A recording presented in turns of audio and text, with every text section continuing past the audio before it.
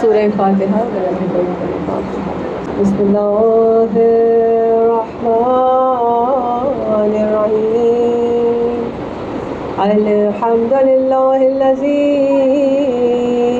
کما هو اہلہ والحمد للہ الذی جلا عیوننا بالبکاء المصیم بالسراء والضراء ثم الصلاة والسلام على خاتم النبیین ابا الزہراء جد الحسن والحسین ابی القاسم محمد اللہم صل علی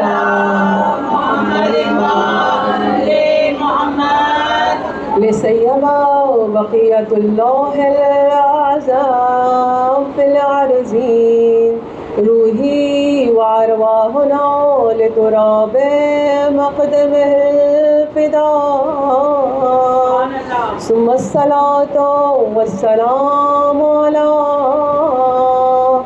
ائمۃ المہدیین ومساس الدین وعماد اليقین الیہم یقی المشتاقون وإلیہم یقی الراجعون اللہم کل ولیک الحجۃ ابن الحسن صلواتک علیہ وعلی آبائہ فی ہذہ الساعة وفی کل ساعة ولیا وحافظا وقائدا وناصرا ودلیلا وعینا حتی تسکنہ عرضک طوعا وتمتعہ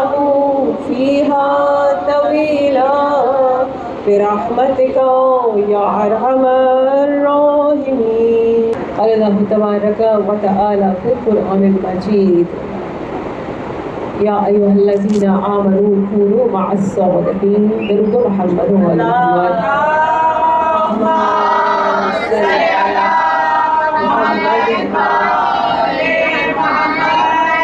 وقال رسول اللہ صلی اللہ علیہ وآلہ وسلم انی تارک فیکم الثقلین کتاب اللہ و عطرۃ اہل بیتی۔ پروردگار عالم کے محبوب رسول، وہ رسول کہ جن کی زبان پر وما ینطق عن الہویٰ ان هو الا وحی یوحیٰ کی مستفد ہے، وہ فرماتے ہیں انی تارک فیکم الثقلین کتاب اللہ و عطرۃ اہل بیتی۔ یہ فرماتے ہیں کہ یہ دونوں کیا ہوگا، یہ سب دونوں کے دونوں یردو میری طرف پلٹیں گے الی الحوض، یہاں تک کہ حوض کوثر کا مقام آ جائے۔ پھر فرماتے ہیں ان تمسکتم، اگر تم ان کے ساتھ متمسک ہو گئے، لن تضلوا بعدی ابدا، تم کبھی بھی میرے بعد گمراہ نہیں ہوگے۔ رسول خدا صلی اللہ علیہ وآلہ وسلم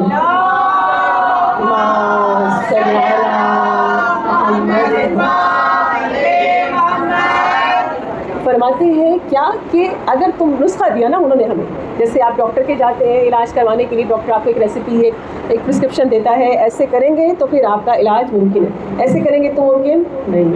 ہر ایک آپ کو ایک نسخہ دیتا ہے، آپ کسی ٹیچر کے پاس چلے جائیں اچھے اسپورٹس کے لیے، ٹیچر بتلائے گا ایسے تیاری کریں گے تو نمبر آئیں گے، ڈنڈی ماریں گے تیاری نہیں کریں گے تو نمبر نہیں آئیں گے۔ ہاں اسی طرح ہمارے گھر میں والدہ بتاتی ہیں، ساس بتاتی ہے نمک مرچ مسالہ اتنا ڈالو گے تو پھر تو بہت اچھا کھانا پکے گا، نہیں ڈالو گے تو پھر کھانا اچھا نہیں پکے گا۔ بالکل رسول خدا صلی اللہ علیہ وآلہ وسلم ہمیں ایک نسخہ دے کر جاتے ہیں کہ اگر لن تضلوا، تم اگر گمراہی نہیں ہونا چاہتے پھر کیا کرنا ہے، تمسک، تم کن کے ساتھ تمسک کرنا ہے، کتاب اللہ و عطرۃ اہل بیتی۔ یعنی کتاب خدا اور اطرت اہل بیتی سے، میری اہل بیت سے تم نے متمسک ہو جانا ہے۔ اچھا، اس آج جس حصے کو آپ نے معمولاً ہم سب جب ذاکرات معلمات پڑھتی ہیں تو ہم پہلے حصے کی ہی بات زیادہ کرتے ہیں۔ آج ہم اس تزلو یعنی زلہ کو انشاءاللہ کہ کوشش کریں گے اسے جاننے کی، یا پھر رسول خدا نے کہا ہے کہ اگر گمراہ، یعنی ہم اردو میں ٹرانسلیشن کرتے ہیں کہ گمراہی کی بات ہو رہی ہے کہ اگر تم گمراہ نہیں ہونا چاہتے تو کیا کرو، اس کتاب خدا کو اور میری اطرت اہل بیت کو تھام لو، پکڑ۔ ہاں، یعنی جیسے آپ کسی چیز کو گرپ کر کے مضبوطی سے پکڑتے ہیں، اس کے لیے تمسکتم لفظ استعمال کیا ہے۔ اب کیا ہے کہ اگر میں چاہتی ہوں کہ گمراہ نہ ہوں تو یہ گمراہی کیا ہے، اس کو ذلہ کو ذرا تھوڑا جاننے کی کوشش کرتے ہیں۔ تو آئیے قرآن سے مدد دیتے ہیں، کیونکہ کچھ لوگ ہیں جو کہتے ہیں کہ صرف قرآن سے ہے تو بتلائیں، دکھلائیں، سمجھائیں۔ تو چلیے آج ہم صرف قرآن سے پوچھتے ہیں، قرآن ذرا تو اپنی کوئی آیتیں دکھلا، وہ ساری کی ساری آیتیں جس میں تو نے ذلہ لفظ استعمال کیا ہے، اور پھر ہمیں اس ذلہ کو، اس گمراہی کو ایکسپلین بھی کر دے کہ وہ ذلہ کیا ہے، کہ وہ ذلہ جو مجھے نہیں ہونا ہے، یعنی مجھے نہیں ہونا ہے وہ کیا ہے۔ تو قرآن کہے گا بھائی میری تو اتنی آیات ہے، تو سن سن کے تھک جائے گا۔ ہاں، ہم بھی سن سن کے تھک جائیں گے بھائی کتنی ایسی آیات ہیں جس میں خدا نے ذلہ اور لفظ استعمال کیا ہے، اور کتنے مختلف المعانی ہیں اس کے۔ لیکن چلے ہم کہتے ہیں بھائی ہم ریکویسٹ کرتے ہیں، ہم حسینی آئے ہیں، ہاں ہم موالیان حیدر کرار آئے ہیں، تو کچھ ایسی دے کہ جو ہمیں جلدی سمجھ آ جائے۔ تو وہ کچھ آیتیں میں آج آپ کے سامنے 3-4 آیتیں ان سے سمجھنے کی کوشش کرتے ہیں وہ ذلہ کیا ہے جو مجھے نہیں ہونا ہے۔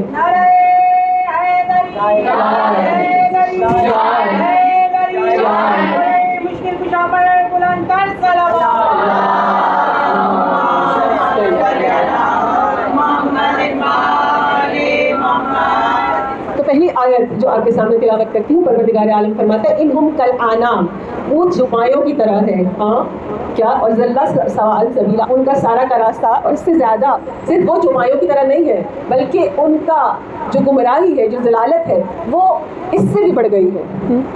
اب کیا کہ وہ چوپایوں کی طرح ہے، یعنی پروردگار عالم اس آیت سے پہلے بتا رہا ہے کہ وہ جو ہوائے نفس کا شکار ہو گئے ہیں، انہوں نے کچھ معبود بنا لیے ہیں، ان معبودوں کی پرستش کرتے ہیں۔ اے رسول تمہاری نہیں سنتے، ابھی جب تمہاری نہیں سنتے نا تو کل آنام، یہ چوپایوں جیسے ہو گئے ہیں، بلکہ اس چوپایوں سے بھی بدتر ہو گئے ہیں۔ تو ذلہ سوال سبیلا، یہ تو اس سے بھی زیادہ، یعنی آپ جب ذلہ کا لفظ استعمال کیا تو کہا اس سے بھی زیادہ، یعنی اس سے بھی کمتر بن گئے ہیں۔ اب دیکھیے چوپایوں کی کیا خصلت ہوتی ہے جانتے ہیں؟ چوپائے کیا ہوتے ہیں؟ کھاتے ہیں، پیتے ہیں، سوتے ہیں، شہوت کرتے ہیں، آگے ان کی اولاد چلتی ہے، بچہ پیدا ہو گیا، یہ 4 کام کرتے ہیں۔ ٹھیک ہے، زیادہ ہی ہے تو جن پرندوں کو، جن جانوروں کو، جن چوپایوں کو پروردگار نے سکھلایا ہے وہ گروپس میں رہتے ہیں، ایک اپنے اپنے گروپس بناتے ہیں۔ شیر ہے، شکار کرنے کے لیے گروپ میں حملہ کرتا ہے، ٹھیک ہے۔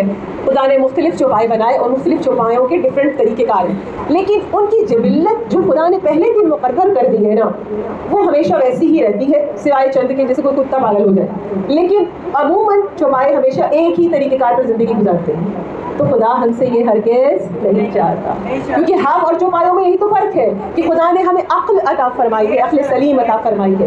تو کیا چاہتا ہے خدا چاہتا ہے کہ ہم اس عقل سلیم کو استعمال کریں، اور جب رسول اذا اتاکم الرسول، جب تمہیں رسول کچھ عطا کرے فخذوہ، بس اسے پکڑ لیجیے۔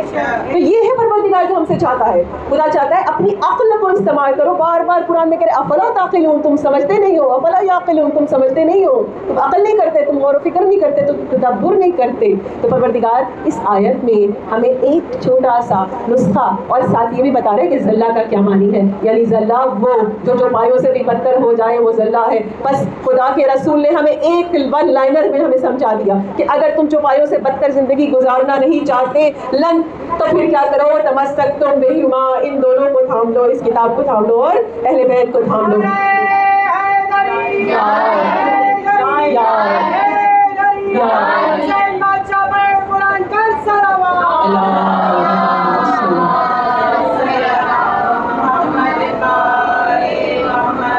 اچھا، جب ہم محمد کہتے ہیں، آل محمد کہتے ہیں، تو ہم جانتے ہیں کہ ہم پہلے سے لے کر آخری قائم آل محمد تک کی بات کر رہے ہیں۔ صلی اللہ مجتبی سلام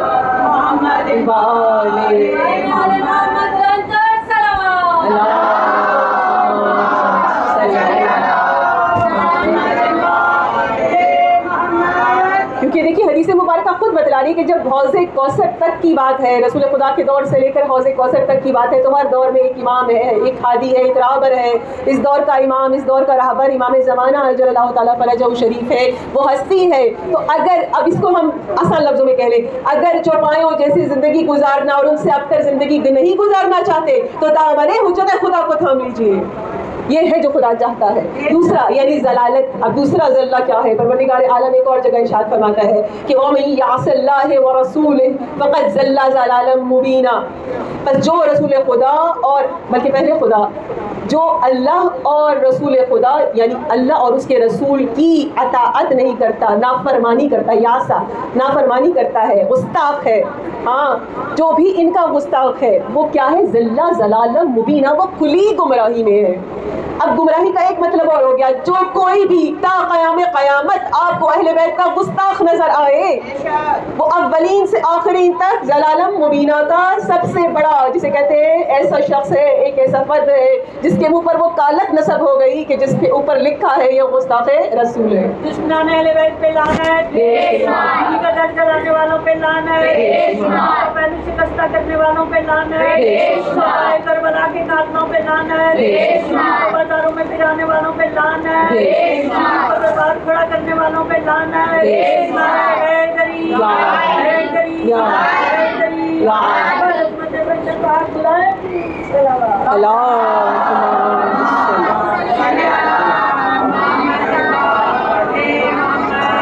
تو جو گستاخ ہے ہم تو ان کا نام ہی نہیں لیتے. کیوں لے نام؟ ہمارے پاس جن کا نام ہے وہ اتنے پیارے نام ہے، وہ للہ الاسماء الحسنی ہے، ان کا ذکر کرتے کرتے ہمیں ٹائم ہی نہیں کہ ان کا نام لیں. جس کو جاننا ہے گستاخ رسول کون تھے، جائیے. اب تو ہمارے بہت اچھے سنی برادران ہیں، انجینئر علی مرزا کو سن لیجیے، یاسین قادری صاحب کو سن لیجیے، آپ کو کھلا بتائیں گے گستاخ رسول کون تھے.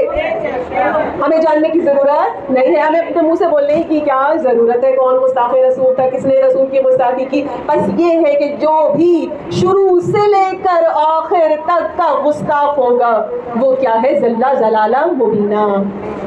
تو بس ایک فارمولا وہی بات تکرار کیا جائے کہ اگر آج کے دور میں کوئی پوچھے کہ مجھے ضلع ضلالا مبینہ کا ٹیگ اپنے ساتھ نہیں لگانا، تو اس کو ایک ہی پرسکرپشن، ایک ہی نسخہ آپ بھی بتلا دیجئے، ہمارے بچے بھی بتلا دیجئے کہ بھائی اگر آپ چاہتے ہیں کہ آپ جہالت میں رہ کر نہ مرے، وَمَن مَاتَ وَلَمْ يُعْرِفْ امام زمانہ مَاتَ مِیتَةً جاہلیہ، اگر آپ اس ٹیگ کو اپنے ماتھے پر لکھنا نہیں چاہتے تو اپنے زمانے کے امام کی معرفت حاصل کریں، ورنہ گستاخ امام ہو گئے تو پھر ضلع ضلالا مبینہ کا ٹیگ ہمیشہ کے لیے آپ کے ماتھے پر لگ جائے گا.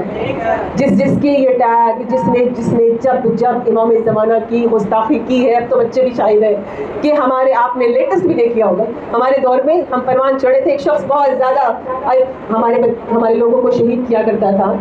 بڑے آرام سے اس نے کہا اگر تمہارا زمانے کا امام ہے چلو آج ہی میری ٹانگ توڑ کر دکھائے. ایسی ٹانگ توڑی اس کی ہمت ہے تب تک اس کی ٹانگ ٹوٹی ہی رہی. ہاں، نام لینا ضروری نہیں سمجھتی، آپ کو خود پتا ہے بہت اچھا کس کی بات کر رہی ہوں. ایسی بری موت مرا کہ اس کے اپنے بھی نہیں پہچان سکے کیسی موت ہے. یہ ہے اہل بیت کا در. دیکھیے گستاخ امام، گستاخ رسول نہیں بننا.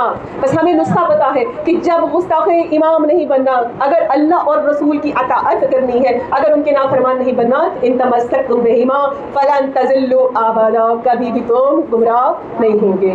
ایک اور آیت آپ کے بیان کر کے انشاءاللہ کہ جلدی اس کو کوشش کروں گی سماپت کرنا. کہ ایک اور آیت مجیدہ ہے جو چیخ کر پکار کر کہہ رہی ہے کہ ذرا میری طرف بھی تو دیکھو، ایک طرف میری طرف بھی توجہ کرو کہ کیا ہے اس آیت میں. بتلا رہی ہے کہ اگر تم چاہتے ہو کہ بے شعور نہ کہلاؤ، اگر تم چاہتے ہو کہ ہدایت یافتہ کہلاؤ، اگر تم چاہتے ہو کہ تمہاری نصرت پانیوں کے بیچ میں بھی جب تم کھڑے ہو ایک بار ہمیں پکارو تمہاری نصرت ہو جائے، تو پھر کیا کرو؟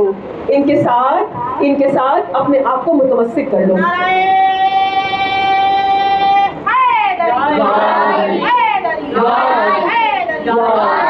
محمد والے محمد لعنت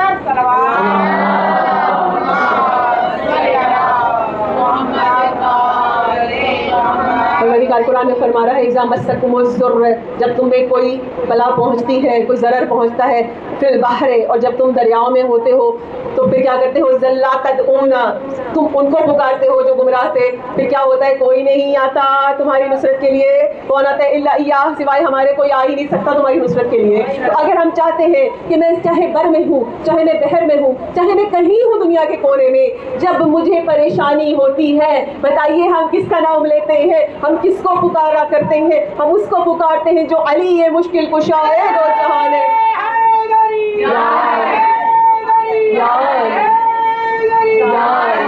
مشکل کشا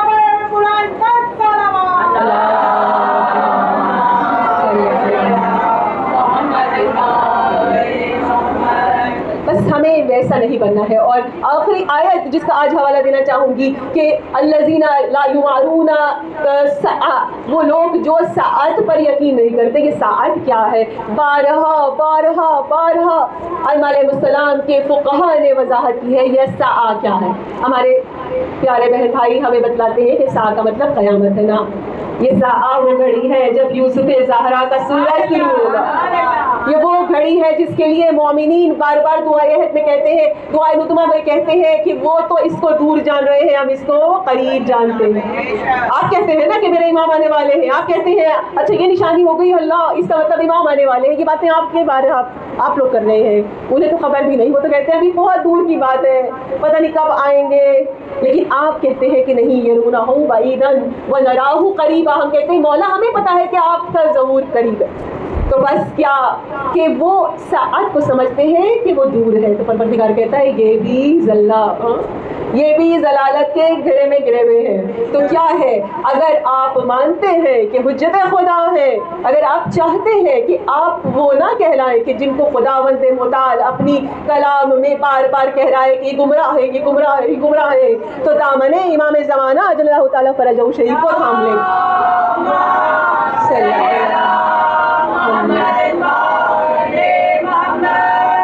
امام زمانہ کہ جو کوئی بھی کسی عمر کا بھی، یہ چھوٹے بچے ہیں، یہ سمجھے شاید ماما وغیرہ کر سکتے ہیں، ہمارے بس کا تو ہوگی نہیں. ہمارے بچے سمجھے کہ نہیں امام زمانہ مجھ سے بات نہیں کر سکتے، امام زمانہ مجھ سے ملاقات نہیں کر سکتے. نہ، یہ بچوں کو بتلائیے کہ آپ کے امام وہ ہے کہ جو عمر کا لحاظ نہیں کرتے. ان کی بارگاہ میں علی اصغر کا بھی وہی مرتبہ ہے جو عباس کا ہے. یہ وہ در ہے جہاں سب کے سب برابر ہے، کیونکہ سب کے سب موالیان محمد و آل محمد ہے. بس جو ان سے توسط اختیار کرے وہ گمراہ نہیں ہوتا ہے. امام زمانہ سے ایک معصوم، ایک بھولا، مطلب 16 سال کی عمر کیا عمر ہوتی ہے؟ 16 سال کی عمر تو کوئی عمر نہیں ہوتی. جب صدام نے عراق، یعنی صدام آپ کو پتہ ہی ہے کہ عراق سے تعلق رکھتا تھا، جب اس نے امریکہ کی پشت پناہی پر ایران پر حملہ کیا انقلاب ایران کے بعد، تو ان دنوں ایران اتنا مضبوط نہیں تھا کہ اس کی بہت بڑی فوج ہوتی، بہت زیادہ اسلحہ ہوتا، سب کچھ. تو انہوں نے عام اعلان کیا کہ کوئی بھی کسی عمر کا بھی جو سمجھے کہ وہ راہ امام کے لیے اس انقلاب کو زندہ رکھنا چاہتا ہے وہ آئے اور محافظت کرے. تو یہ 16 سالہ محمد رضا یہ اپنے گھر سے نکلتا ہے، والدین سے اجازت لیتا ہے، آ جاتا ہے، جنگ کرتا ہے، شہید ہو جاتا ہے. تو ان دنوں صدام نے اعلان کر رکھا تھا کہ جو بھی ایرانی کوئی بھی سولجر ہے، کوئی بھی بسیجی ہے، کوئی بھی والنٹیئر ہے، اس کے جنازے کو واپس نہیں کیا جائے گا. اب اس نے کیا کیا؟ اس نے محمد رضا کے جنازے کو اٹھا کر باہر دھوپ میں رکھوا دیا کہ جو یہ جنازہ ہے یہ خود ہی گل سڑ جائے گا. اب یہ جنازہ گلا سڑا نہیں. ایک دن گزرا، 2 دن گزرے، مہینے، 3 مہینے گزر گئے. بچے کی وجود پہ ایسی تر و تازگی جیسے آج ہی شہید ہوا ہے. اس نے کیا کہا؟ اس کے کرنل نے کہا کہ بھائی یہ تو نہیں گل چڑھ رہی ہے، اس نے پاؤڈر ڈالے. آپ کو پتا ہے لاشوں کو گلانے کے لیے پاؤڈر ہوتا ہے. وہ پاؤڈر ڈال دیا گیا، اس بچے کا جنازہ ویسے کا ویسا. کرنل کچھ عرصے کے بعد آیا معائنے کے لیے. جب اس بچے کا جنازہ دیکھا ایک بار زاروں کی طرح رونے لگا، پوچھنے لگا یہ آیا، یہ شخصیت ہے کون؟ مجھے تو سمجھ سے بالا تر ہے کہ یہ ایسا کیا ہے اس بچے میں. ان کا جنازہ ادب کے ساتھ ایران بھجوا دیا گیا. آپ ویڈیو چاہیں تو دیکھ سکتے ہیں، آن لائن بھی موجود ہے. ان کے جنازے کی پرانی ہے.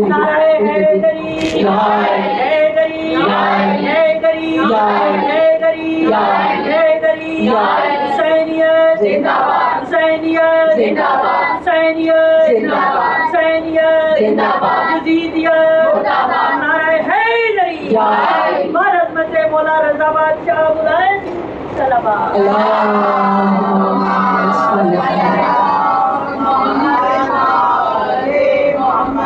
آپ ویڈیو دیکھیں گے ایسے لگتا ہے ابھی کل شہید ہوئے. سوچ ہی نہیں سکتا انسان کہ یہ بچہ اتنے عرصے پہلے کا شہید ہے.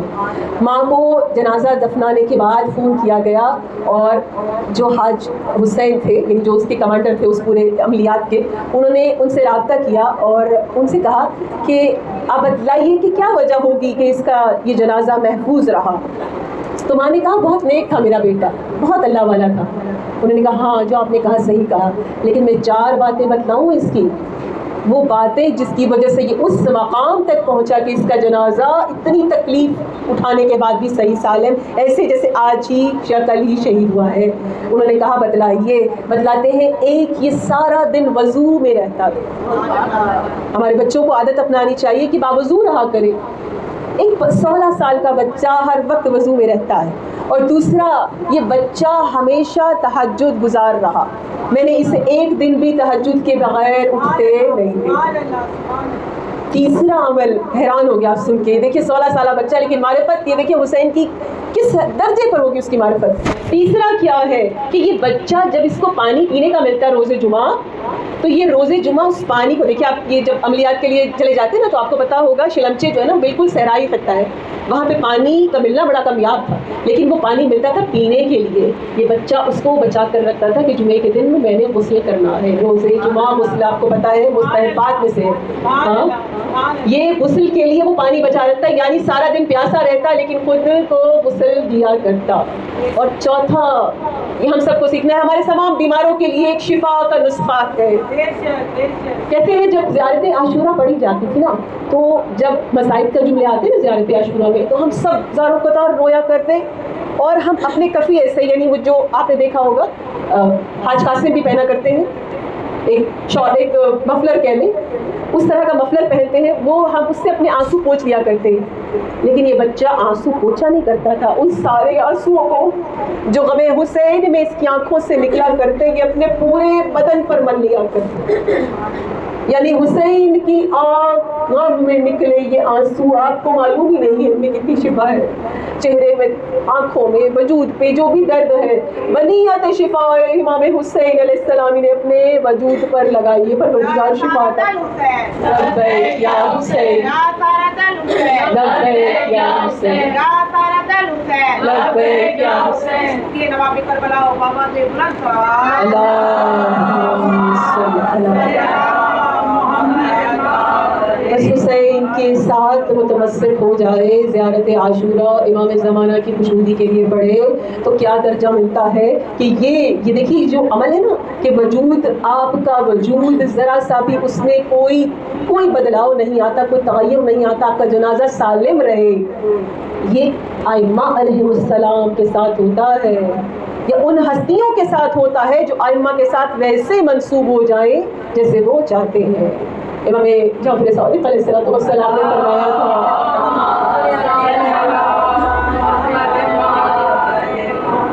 کہ ہم وہ ہستیاں ہیں کہ ہمارا گوشت کیڑوں پر حرام ہے, وہ ذرہ برابر بھی ہمارے وجود کو چھو نہیں سکتے. لیکن دیکھیے نا, جس نے اپنے وجود کو حسین کے لیے, اول رسول کے لیے, حجت خدا صاحب العصر والزمان کے لیے پوری طرح سے بخش دیا, انہوں نے بالکل وہی کیڑوں نے, کسی جانور نے دیکھیے جنازہ باہر پڑا ہو تو کیا حشرات الارض نہیں آ سکتے تھے, کیا یہ چیل کبرے نہیں آ سکتے تھے, نہیں, ہر ایک نے اپنے آپ کو اس جنازے سے دور کر لیا. کیا یہ وہ فضیلت نہیں ہے جب سید الشہداء کا جنازہ, ہائے اللہ, جب سید الشہداء کا جنازہ کربلا کی ریت پر, بڑی گرم ریت تھی اس وقت, سورج سوانے سے پر بلند تھا جب پڑا رہا, ہائے کوئی ایسی مخلوق خدا نہ تھی جو آبدیدہ نہ ہو, ہائے آسمان نے گریہ کیا, ہائے تمام مخلوقات نے گریہ کیا, ہائے حسین تیری غربت کے قربان, السلام علی الحسین وعلی علی ابن حسین وعلی اولاد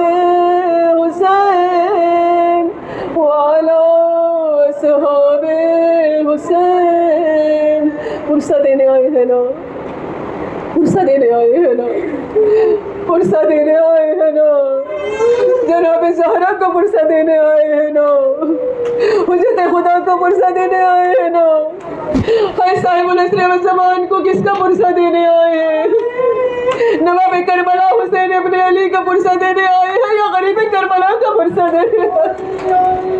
उस हुसैन का पुरसा देने आए हैं कि जिसका मज़ार आज दूर दूर से आलम देखने आ रहा है, या उस हुसैन का पुरसा देने आ रहे हैं कि वो हुसैन कि जब मोमिनीन आपके दिल आमादा हो तो बतलाओ कि रोज़े आशूरा जब तमाम खयाम को आग लगा दी, जब जनाब ज़ैनब कुबरा अपने बच्चों की तलाश कर चुकी, तब एक बार इन्होंने सब लोगों को इकट्ठा किया, कहा अब देख लो किसने कौन सा सर लेना है ताकि उसे उतना इनाम मिले।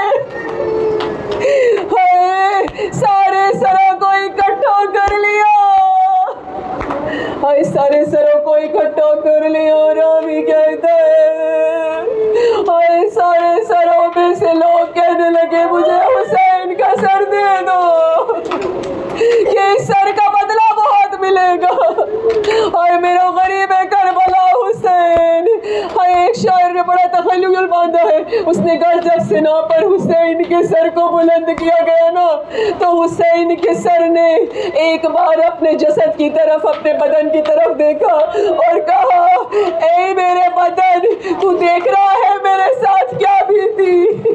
हाय सर ने कहा तो बदन ने कहा तुझे नहीं मालूम मेरी मुसीबत बहुत ज्यादा है। हाय अभी कुछ देर पहले ही हाय घोड़ों की नाल बंदी हुई थी, हाय घोड़ों की नाल बांध कर मेरे वजूद पर घोड़ों को दौड़ाया गया। हाय सर हुसैन ने कहा बस तूने यही तेरे साथ हुआ, हाय मेरी जाने पिता देख, हाय मुझे काट दिया गया, हाय मैं ज़ैनब के सरे उलिया को देख रहा हूँ, मैं सैयद सज्जाद को देख रहा हूँ। हाय आइए पुरसा देते हैं, सिर्फ मसाइब के दो आप लोगों को ज़्यादा सहमत ना हो, सिर्फ थोड़े मसाइब बयान करके आपसे इजाज़त होगी। बस ये याद करिएगा जिसको पुरसा देने आए हैं वो बहुत थकी हुई है। हाय ज़ैनब, हाय ज़ैनब, जिसको पुरसा देने आए हैं वो ज़ैनब है कि जिसके हाथ पसे गर्दन बांध कर ले जाया जा रहा था, लेकिन ज़ैनब को किसका दर्द खा रहा था? ज़ैनब बार बार सज्जाद के तोक को देखती। हाय बत्तल की एक किताब में लिखा है कि मेरे मौला को जो बेड़ियां पहनाई गई उनमें खारदार नोकीले कील निकले थे, हाय जो सैयद सज्जाद के बदन को चीरे जा रहे थे। हाय पुरसा देते हैं सकीना जान को, हाय सकीना को प्यास भूल गई, वो सकीना जो पानी मांग रही थी ना, जब कूफा की तरफ बढ़े सैयद सज्जाद के तोक गर्मी से शदीद झुलस गए, इतने कि उनके पैर हाय मेरे मौला सैयद सज्जाद आंवले पड़ गए, उन्होंने पैरों के जूते तो रहने नहीं दिए थे, जब मेरे मौला चलते थे ना तो सारे आंवले जो पड़ गए थे दर्द करते थे। हाय एक जगह काफिला ठहरा, सकीना ने पानी के माशिकी के पास चली गई, एक बार उसको देखने लगी, हाय आले रसूल है ने मांगना तो आता ही ना था, हाय ने मांगना नहीं आता था, लेकिन जब शराब सकीना ने देखा वो सबको पानी पिला चुका, कहा क्या मुझे पानी मिलेगा?